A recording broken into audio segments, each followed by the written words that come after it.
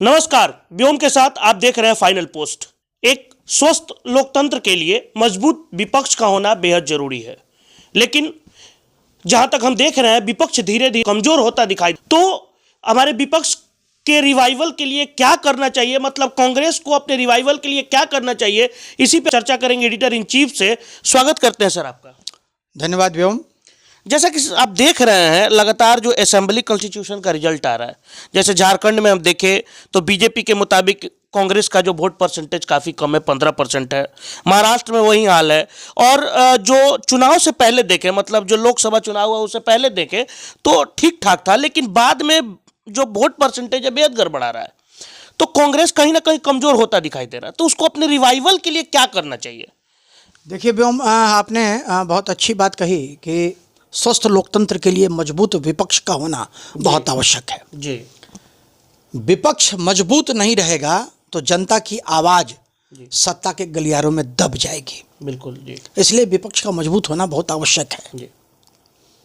हमारे कुछ दिन पहले हमारे एक वरिष्ठ पत्रकार हैं, उन्होंने एक शब्द दिया, हालांकि उस शब्द की बहुत पुष्टि मैं नहीं करता हूं, लेकिन टू सम एक्सटेंट अगर आप देखेंगे हो तो चीज़ें उस ओर जा रही हैं। उन्होंने कहा कि देश में अघोषित आपातकाल है जी।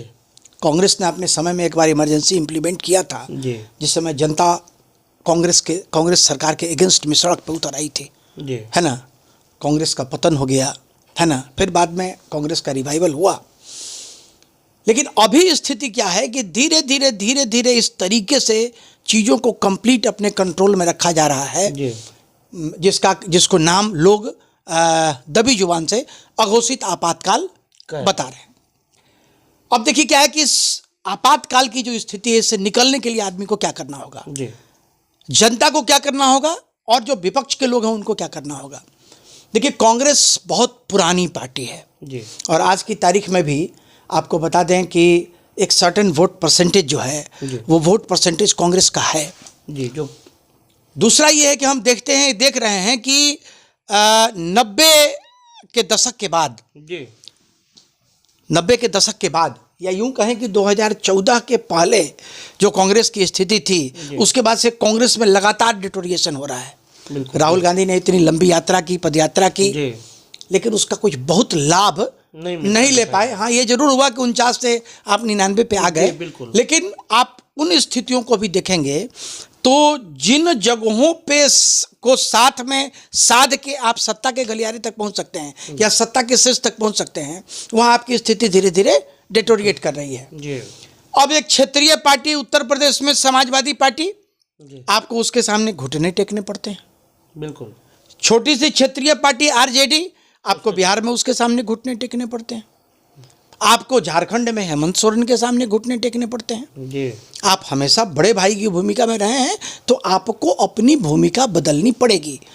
कहने का मतलब यह है कि अभी जो बिहार में चुनाव होगा 243 सीटों पे, कांग्रेस अगर अपना रिवाइवल चाहती है तो कांग्रेस को 243 सीटों पे चुनाव लड़ना चाहिए। अब आप ये बताइए कि गठबंधन होगा, गठबंधन के बाद आपको सीट कितना मिलेगा?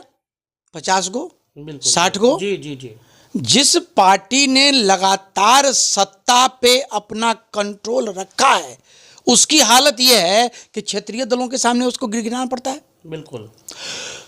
और यही वजह है कि कांग्रेस से धीरे धीरे लोग विमुख हो रहे हैं जी।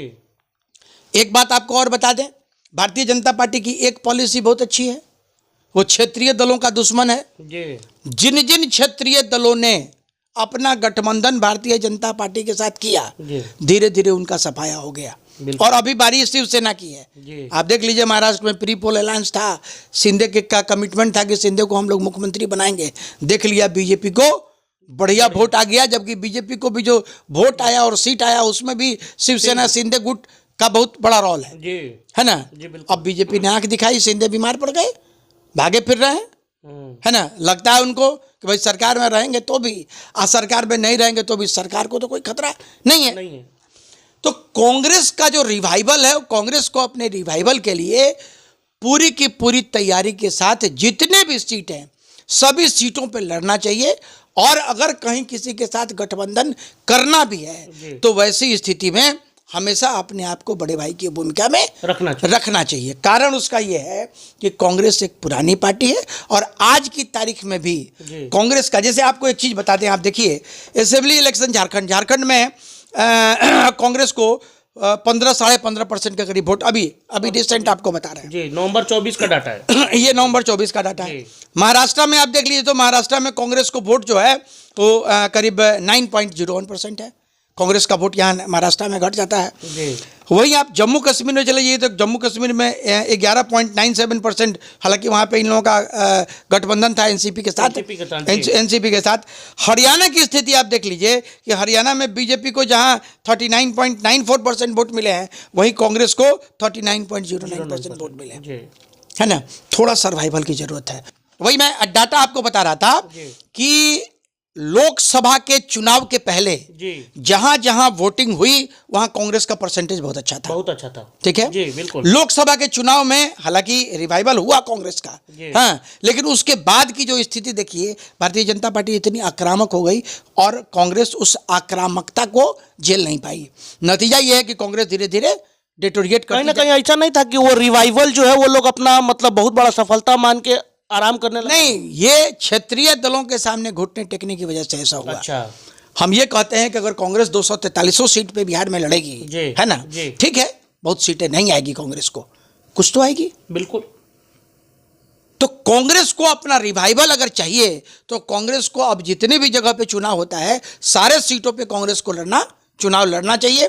कांग्रेस चुनाव लड़ेगी तो कांग्रेस के प्रति लोगों में कांग्रेस को विश्वास जगाना चाहिए, लोगों के मन में अपनी पार्टी के प्रति कि भाई हम भी मैदान में खड़े हैं, हम आपके साथ खड़े हैं, हम आपके सुख दुख में खड़े हैं, है ना। तो वैसी स्थिति में कांग्रेस का रिवाइवल संभव है। अदरवाइज मैं आपको बताऊं कि जिस तरीके से जो ट्रेंड अभी कांग्रेस का चल रहा है उसमें मुझे नहीं लगता है कि अगर ये ट्रेंड कंटिन्यू किया तो कांग्रेस का रिवाइवल होगा, धीरे धीरे कांग्रेस समाप्ति की ओर चला जाएगा। ऐसे भी आपको बताते हैं, आप देख लीजिए कांग्रेस के जितने बड़े नेता थे वो सारे नेता बीजेपी के संपर्क में हैं। बिल्कुल। आप भारतीय जनता पार्टी की भी स्थिति देख लीजिएगा तो लगभग 50% लीडर्स ऐसे हैं जो कांग्रेस से ही पलायित होके गए हैं। जी। अभी आप देखिए कांग्रेस के बहुत कद्दावर नेता चिदम्बरम की भाषा बदल रही है, आने वाले समय में वो जगह बीजेपी में मिल जाए, इसमें भी अतिशयोक्ति नहीं है। तो इन चीज़ों से परहेज करने की जरूरत कांग्रेस को है और कांग्रेस को बिल्कुल आक्रामक तरीके से, देखिए कांग्रेस का एनएसयूआई दिल्ली में है, दिल्ली से बाहर नहीं है। अपने स्टूडेंट विंग को, कांग्रेस में एक सेवा दल हुआ करता था, सेवा दल समाप्त प्राय पे है। कांग्रेस का कोई अध्यक्ष एक्टिव नहीं है, सबको लगता है कि साहब चलिए गठबंधन की राजनीति है, गठबंधन की राजनीति में पता नहीं हमको मौका मिलेगा कि नहीं मिलेगा, है ना। तो एक उदासीनता की स्थिति बन गई है और यही वजह है कि कांग्रेस जैसी पार्टी का रिवाइवल धीरे धीरे समाप्ति की ओर जा रहा है। ऐसा नहीं लगता कि कांग्रेस को अपने रिवाइवल के लिए सबसे पहले तो बूथ स्तर से मजबूत करना पड़ेगा अपने आप? नहीं, तो उसके लिए तो जब आप अपने संगठन को मजबूत करेंगे, जैसे एक चीज मैं आपको बता दूं, देखिए कांग्रेस की जो पूरी राजनीति हुई, दलित, ब्राह्मण और मुसलमान, इन 3 वोट के आधार पर कांग्रेस ने 60 वर्षों तक शासन किया, ठीक है जी। दलित, ब्राह्मण भी छटक गए, दलित भी छटक गए, मुस्लिम कंफ्यूज हो गए। मुस्लिमों के लिए क्या है कि एंटी बीजेपी वोट करेंगे जी, तो आपको अपनी ताकत एंटी बीजेपी के तौर पे स्थापित करनी पड़ेगी, बिल्कुल, है ना। यहां आप ये समझिए कि क्षेत्रीय दल में लालू प्रसाद यादव 90 के दशक में इनकी पार्टी का उदय हुआ, है ना, और आज की तारीख में कांग्रेस उनके सामने घुटना टेक देता है। समाजवादी पार्टी के सामने आप घुटना टेकते हैं। तो कांग्रेस को अगर अपना रिवाइवल चाहिए तो कांग्रेस को इन चीजों में तैयारी करनी पड़ेगी।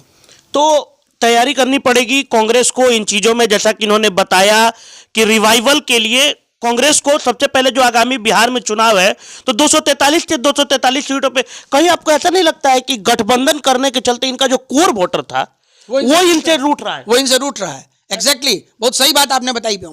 गठबंधन की वजह से जो इनके कोर वोटर्स, जैसे मान लीजिए सपोज कीजिए हम मोतिहारी में बैठे हैं, मोतिहारी विधानसभा की हम तैयारी करें, तो मोतिहारी विधानसभा में कांग्रेस का कोई उम्मीदवार खड़ा भी नहीं होता है, उसको लगता है कि भाई इस सीट तो मिलने वाला नहीं, सीट मिलने वाला नहीं है, तो कांग्रेस में प्राय पड़ी हुई है। और यही आपको बता दें कि 6 विधानसभा में अगर होता कि नहीं साहब, यहाँ के जो 6 विधानसभाएं हैं उस 6 विधानसभा में भी हमारे कैंडिडेट होंगे, कांग्रेस के कैंडिडेट होंगे, तो जो भी कार्यकर्ता होता कम से कम एक्टिव होता, बिल्कुल वो तैयारी अपनी करता कि साहब आने वाले समय में हमको भी टिकट मिलेगा, हम चुनाव लड़ेंगे। बिल्कुल बिल्कुल। तो कांग्रेस के कार्यकर्ताओं को जो आगे शीर्ष पे हैं उनको ये दिखता ही नहीं है, मतलब सूरज की किरण दूर दूर तक दिखाई नहीं देती कि हमको कभी सामने उसी की वजह है, हाँ उसी की वजह है। लेकिन कांग्रेस को अगर अपना रिवाइवल चाहिए तो उसको हर जगह पे चुनाव लड़ना पड़ेगा। तो जैसा कि हमारे एडिटर इन चीफ ने बताया कि कांग्रेस को अगर रिवाइवल करना है तो ध्यान देना पड़ेगा, दिल्ली से निकलना पड़ेगा, बूथ स्तर तक आना पड़ेगा, क्षेत्रीय पार्टी के सामने बड़े भाई की भूमिका में रहना पड़ेगा। इन सब चीजों को अगर ध्यान देंगे तो एक बार फिर कांग्रेस वही कांग्रेस हो जाएगा जो आज से कुछ दिन पहले था, जो 60 वर्षों तक इस देश पे शासन किया था, राज किया था। तो देखते रहिए फाइनल पोस्ट, इसी तरीके की और भी खबर आपके लिए लेके आते रहेंगे। अगर आप हमारे YouTube चैनल पे नए हैं तो सब्सक्राइब करिए, चैनल को लाइक करिए। अगर आप हमारे Facebook पेज पे नए हैं तो पेज को फॉलो कर लीजिए, जो घंटी वाली आकृति है उसको जरूर दबाएं ताकि आपको हमारा जो खबर है वो सबसे पहले आप तक पहुंच सके और नया अपडेट मिल सके। देखते रहिए फाइनल पोस्ट। बहुत बहुत धन्यवाद।